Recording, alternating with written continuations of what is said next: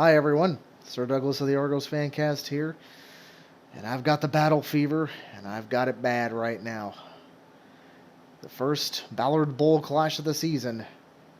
It's the Toronto Argonauts, it's the Hamilton Tiger Cats, and it's the oldest and most fierce rivalry in Canadian football. As a matter of fact, I would say it's the oldest and most fierce rivalry in all of gridiron football across the world.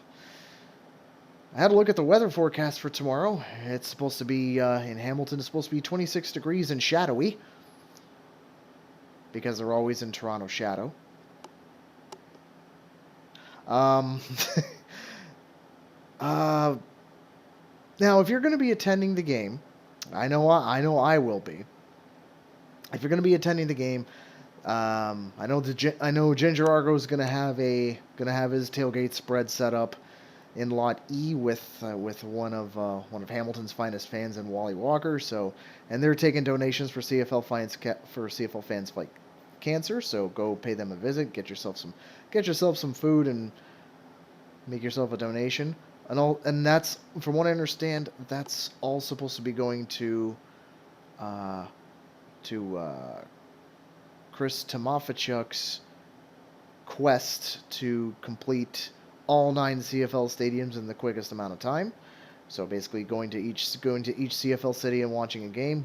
He's supposed to be in the Hammer tomorrow. So if you see him walking around, he'll be in a black and pink jersey with number 24 on it, and he'll have a bucket for donations. So kick over a couple of bucks if you can, because obviously, CFL fans fight cancer is a big thing. Now let's get into the game itself. I think to start, the emotional edge actually goes to Hamilton right away. Well, we all know, right now Hamilton is currently winless. They're going up against their biggest rival, and they're coming off a bye week.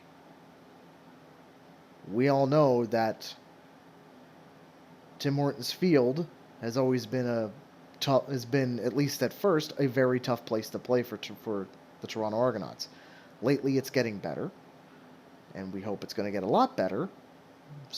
So they're going to have the emotional edge. So one of the keys to victory, I'm going to say it right away, before I even get to the depth chart, one of the keys to victory, take the crowd out of it. Take them out of it early. I'm talking like put 28 points on the board in the first quarter. If you take the crowd out of it early, because they're already on a knife's edge. Like, psychologically, they're already on a knife's edge where if things start going bad, they're going to turn on their team, and they're going to turn on it fast. Like they did, from what I understand, they did that against BC, where they actually were calling for people to get replaced, people getting fired, etc., etc., etc. We all know this team is, like, the fans are on that very, very, very precarious edge, and if the Argos score one or two big scores very early, it could turn very, very bad for them. Now, if you noticed on the depth chart, we had two game time decisions coming up. Jake Sereno is supposed to be a game time decision, and Jonathan Edward is supposed to be also a game time decision. They're just nursing injuries, so hopefully they'll be fine and they'll be able to play. So I'm hoping that's going to be good. One other thing that I've noticed is that Deonta McMahon, who's normally part of the Cerberus of our running game, is going to be playing slot back in this game. I do not know what Ryan Didwitty has up his sleeve or what kind of chicanery he wants to pull, but I'm all here for it. He's actually ahead of Rashid Bailey in the depth chart, so I don't know how much we're going to see him in the slot back role, but I mean, I am all here to see what he can pull off in that, because I mean, if it's another way to get more flexibility around this team, go for it. Let's do it. Like, if he doesn't have to be, if he could become like a 4-dimensional player, it'd be fantastic, I think. So that's pretty much that. I've already gone over one of the keys to victory, and that's take the crowd out of it very early. Like I said, I want to see 28 points in the first quarter, and then they can just coast the rest of the way. Not too much, mind you, not to the point where they could get them back in the game, but I'm just saying, 28 points in the first quarter, and then if they start getting within 2 scores, then put the gas to it, then foot on the throat, and just foot on the throat, put them to the sword, etc., etc., etc. You know, don't give them a chance to breathe. That's all I'm saying. Just don't suffocate them early.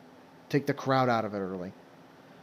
How are we going to do that? Well, if you're the offense, I would say 2 things. One, keep running the ball.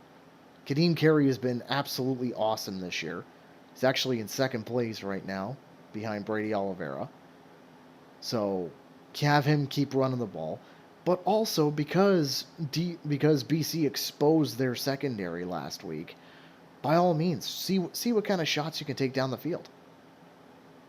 Because with the running game the way it is, we're going to be able to open up that pass game massively. So let's see. You never know. Cameron Dukes could throw a 35-yard bomb, and we could and next thing you know, we're gonna have numbers. We're gonna have amazing numbers. Defensively, don't get beat deep. Obviously you want to make sure that James Butler doesn't get any massive yardage, so you got to force Bo to throw it. But of course, with the way our defensive line is, I can see he's going to have a hard time He's going to have a hard time this week. So, but force him to make mistakes. We know what Bo is like. We saw it in 2017. He wants to go for the highlight reel. Especially against Toronto. He wants to go for the highlight reel. Let's make sure it's a highlight going in our direction. That's pretty much it. Like I said, these game previews are going to be short, right? So that's going to be it. Like I said, I'm going to be in the Hammer with the DBO crew. Like I said, go pay a visit to Lot E. Go check out Ginger and Wally. They're going to have a nice spread going on. Also look for Chris throughout the stadium. He's going to have his bucket. So he's like I said, it's all for a noble cause. So if you can kick over a few bucks, please do so. But I will see you in Hamilton. If you don't hear from me, please avenge my death. Hopefully you'll see an instant reaction tomorrow. If not, it might just be of assailants kicking the crap out of me for being too mouthy. But I hope that's not the case. Even if I'm quiet, I can see myself getting my butt kicked in Hamilton. It's not that I'm scared to go. I just don't like going there. Anyway, that's enough of that. You'll see an instant reaction from me after the game, and then upon sober review, and probably Sunday, maybe Monday. I don't know, depending on when I can get a copy of the game. But it's going to be like Sunday or Monday when I get that out. So until tomorrow, sleep tight, Argo fans. Let's all pull together, get our team a win. Have a good one, everybody.